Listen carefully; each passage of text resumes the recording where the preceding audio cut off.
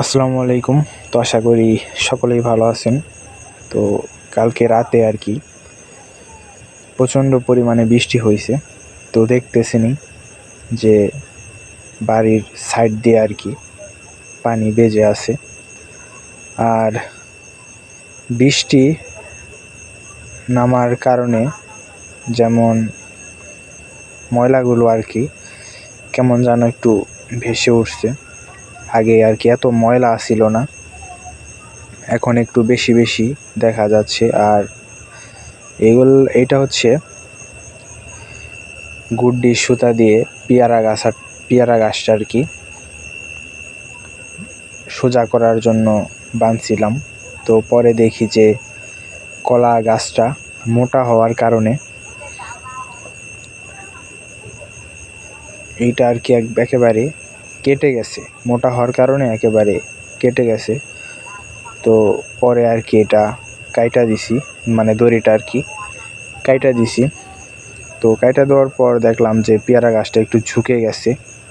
তো অনেক দিন যাবতই এটা বাঁধা ছিল, তো কেটে দেওয়ার পর আর কি ঝুঁকে গেছে। আর কালকে বৃষ্টির সাথে সাথে একটু বাতাসও হয়েছিল। বাতাসের কারণে ডালিম গাছটাও যেহেতু একটু আগের থেকে বড় হয়েছে, ডালিম গাছটা সেক্ষেত্রে বাতাসের কারণে একেবারে ঝুঁকে গেছে।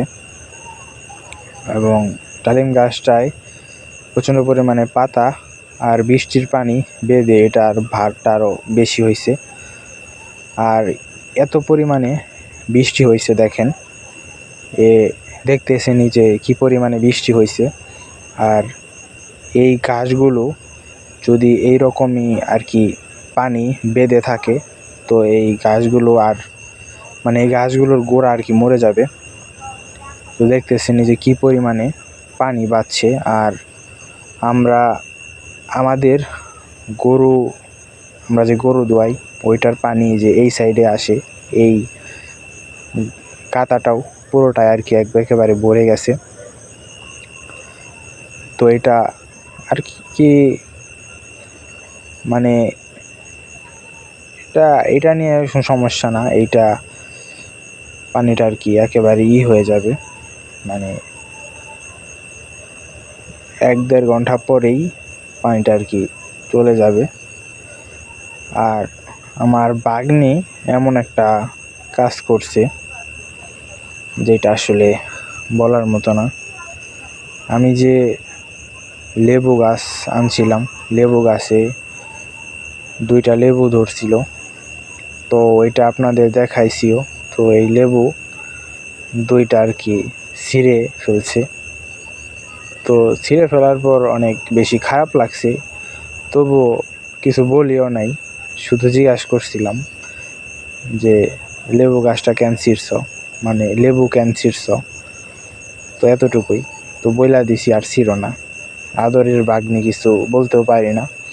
আর এই সাজনা গাছের ডালও বইনা দিছিলাম অনেক দিনই হয়, তো মাশাআল্লাহ এইটারও আর কি নতুন ডাল গজানো শুরু করে দিছে মাশাআল্লাহ। তো মাঝখানে এত পরিমাণে আর কি রোদ দেখা দিছিল, রোদের কারণে ভাবছিলাম যে সাজনা গাছটা হবে না, তো মাশাআল্লাহ সাজনা গাছ হয়েছে। তো আবারও আর কি চারদিক অন্ধকার হয়ে আসতেছে, মনে হচ্ছে আবারও বৃষ্টি নামবে। আর মাশাআল্লাহ আমাদের জন্য সকলেই দোয়া করবেন। আসসালামু আলাইকুম।